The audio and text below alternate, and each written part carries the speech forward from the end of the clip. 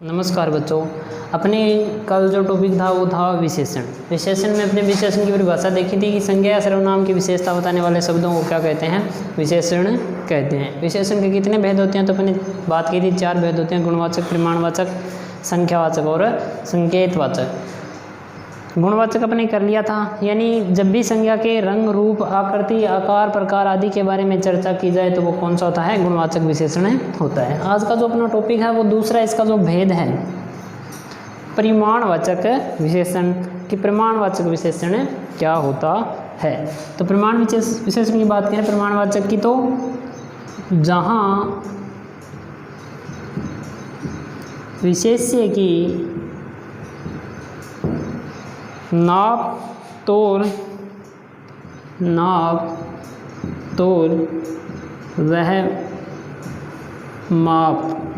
वह माप का क्या हो, हमें बोध हो।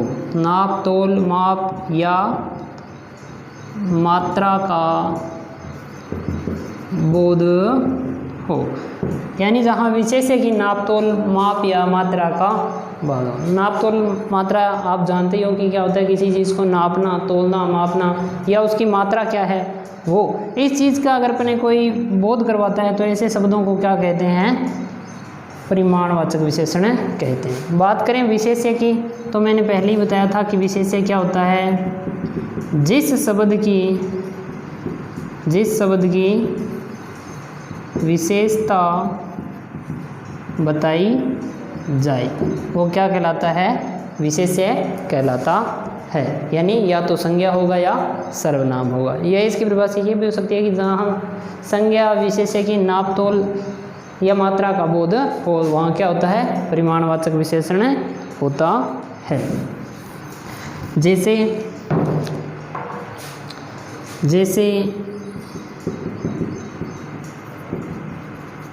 5 किलो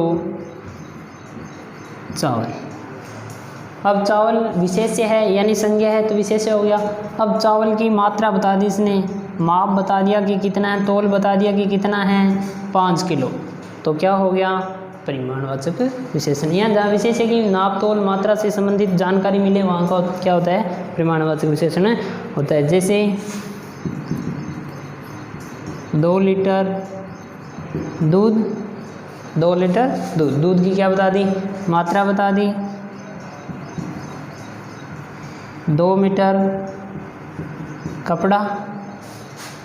कपड़े का नाप बता दिया कि कितने मीटर है, 2 मीटर है। तो सिंपल सी परिभाषा है कि जहाँ विशेष्य की नाप तोल माप या मात्रा का बोध हो वहाँ परिमाणवाचक विशेषण होता है। उदाहरण की बात करें तो ये, जैसे 5 किलो चावल, 2 लीटर दूध, कितने भी उदाहरण हो सकते हैं, ये परिमाणवाचक विशेषण। आगे बात करें परिमाणवाचक जो विशेषण है वो आगे चलकर 2 भागों में विभाजित हो जाता है। अगर आपसे पूछ लें कि परिमाणवाचक के कितने भेद होते हैं तो कितने भेद होते हैं, 2 भेद होते हैं। कौन कौन से होते हैं, तो जो इसका पहला भेद वो होता है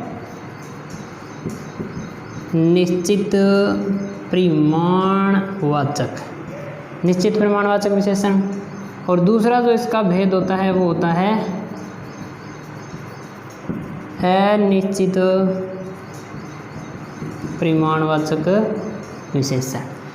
परिमाणवाचक विशेषण के भेद होते हैं 2, निश्चित परिमाणवाचक और अनिश्चित परिमाणवाचक। पहले बात करें निश्चित परिमाणवाचक विशेषण क्या होता है। निश्चित परिमाणवाचक विशेषण की बात करें तो जहाँ किसी विशेष्य के साथ व्यापारिक इकाइयाँ लग जाए वहाँ कौन सा विशेषण होता है, निश्चित परिमाणवाचक विशेषण होता है। कि जब भी किसी विशेष्य के साथ व्यापारिक इकाइयाँ लग के आ जाए, व्यापारिक इकाइयों का मतलब क्या है, अपने जितने भी माप तोल करने की जो मात्रा है ना, मात्रक जो होते हैं वो सारी की सारी क्या कहलाते हैं, व्यापारिक इकाइयाँ कहलाती है। जैसे केजी, ग्राम, गज, मीटर, सेमी, क्विंटल, मन, जितने भी है वो सारे के सारे किस में आते हैं, व्यापारिक इकाइयाँ अध्याय। यानी संज्ञा के साथ मिलकर जितने भी व्यापारिक इकाइयाँ आ जाए वो कौन सा होता है, निश्चित परिमाणवाचक विशेषण होता है। जैसे अपने उदाहरण लिखे थे 5 kg चीनी यानी 5 किलो चीनी। अब चीनी के साथ में निश्चित इकाई आ गई कि 5 किलोग्राम है। 2 किलोमीटर सड़क, अब सड़क के साथ में निश्चित इकाई आ गई कि कितनी है, 2 किलोमीटर सड़क है। तो यानी जब भी व्यापारिक इकाइयाँ साथ में लग कर आ जाए तो वो कौन सा कहलाता है, निश्चित परिमाणवाचक विशेषण होता है। बाकी अनिश्चित है वो नेक्स्ट पढ़ेंगे। आज के लिए धन्यवाद। कितनी बनी?